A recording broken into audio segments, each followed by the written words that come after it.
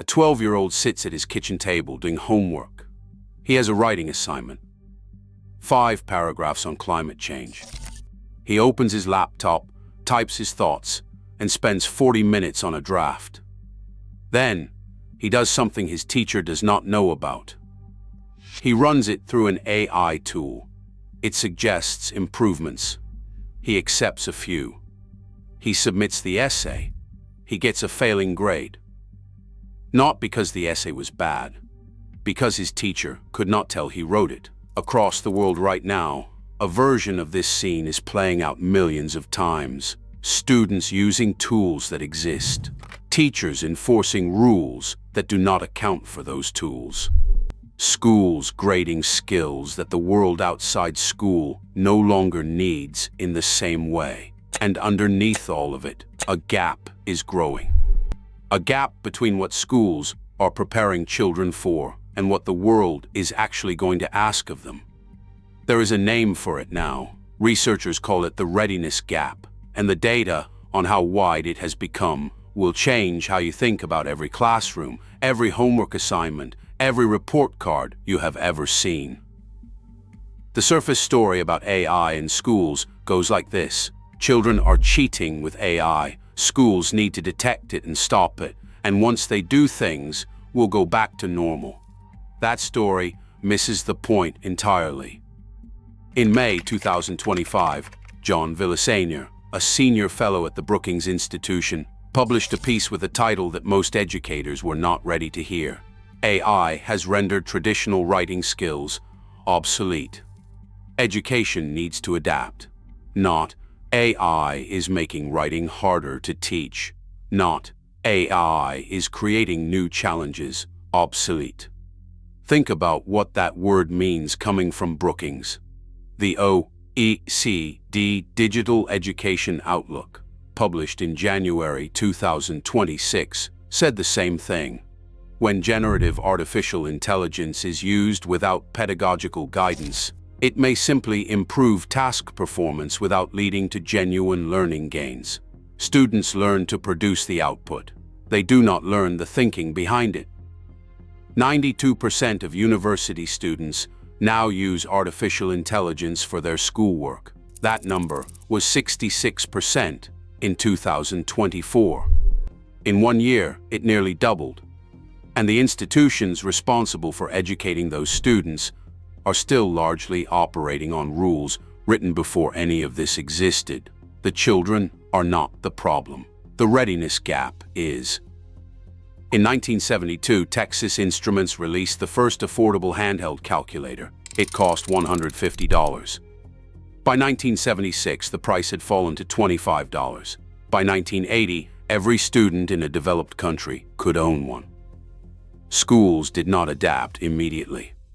For more than a decade after the calculator became widely available, schools continued to spend significant classroom time teaching students to do arithmetic by hand, long division, manual multiplication, exercises that the calculator could do in a fraction of a second. The argument was always the same. You need to understand the concept, not just use the tool. That argument had some merit, but it masked a deeper failure. Schools were not teaching the concept. They were teaching the procedure, and the procedure was already obsolete.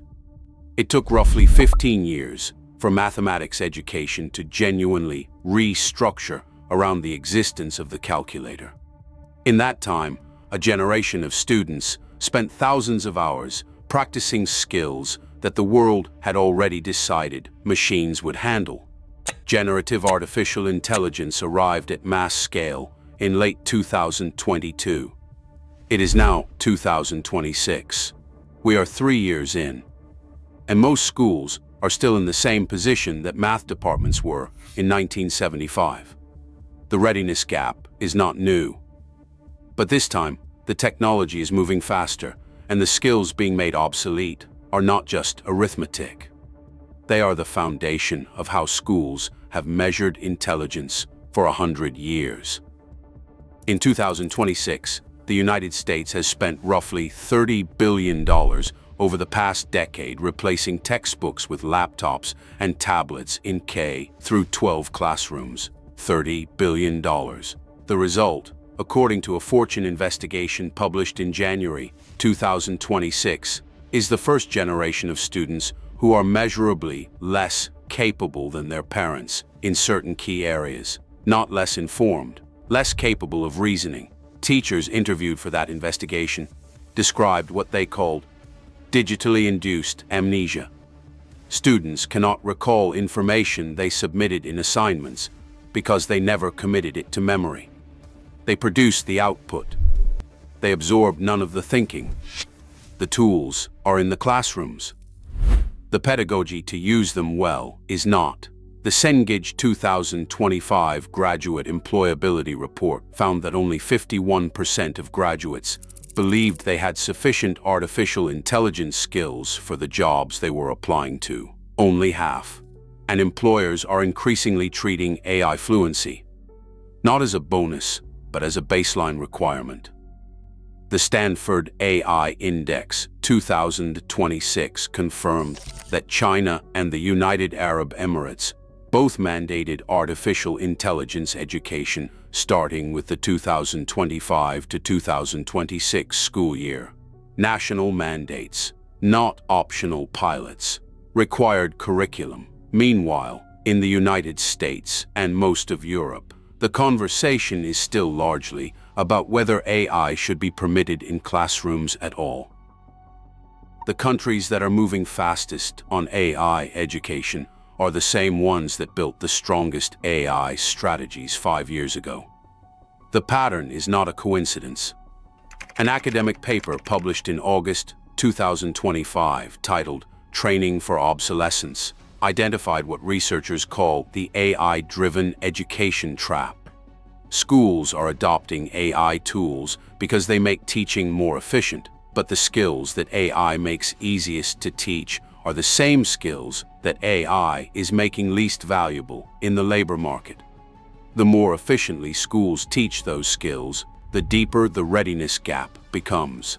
Schools are optimizing for a world that is disappearing. But here is the part that even the researchers who wrote these reports did not fully anticipate. And it is worse than any of the numbers suggest. The problem is not that children are using artificial intelligence too much. The problem is that they are using it without understanding how it works. And that combination is creating something nobody predicted. Research cited in the OECD Digital Education Outlook shows that students who use AI heavily without pedagogical guidance develop weaker writing skills over time. They produce better-sounding output while becoming less capable of producing any output on their own.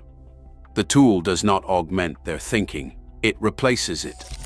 And the replacement happens so gradually that neither the student nor the teacher notices until the underlying capability is already gone. Fortune described it plainly. Teachers are warning that AI is fueling a crisis in kids' ability to think, not a crisis in their ability to produce, a crisis in their ability to reason independently. Chris Deedy, Associate Director of Research for the National AI Institute for Adult Learning at Harvard, put it in a single sentence that cuts through all the noise. If you educate people for what AI does well, you are preparing them to lose to AI. But if you educate them for what AI cannot do, you are preparing them to work with it. The readiness gap is not just about AI skills. It is about the thinking skills that AI cannot replace. And right now, schools are accidentally eroding both at the same time. 8%. That is the share of the youngest children, pre-kindergarten through 3rd grade, who are receiving any formal AI literacy training. 80% of high school educators report their students receive some AI instruction. But the children who will live the longest in the AI economy are almost entirely untouched by any of it. Schools are not failing to prepare children for the future. They are succeeding at preparing them for a past that no longer exists. The schools and systems that are getting this right share one thing: they are not asking whether to use AI. They have already decided that question. They are asking what human capabilities become more valuable when AI handles the rest. That is the right question, and the answers are already visible. Khan Academy launched Khanmigo, an AI tutoring system, and deliberately designed it to never give answers. It only asks questions. The goal is not to make learning faster. It is to make thinking deeper.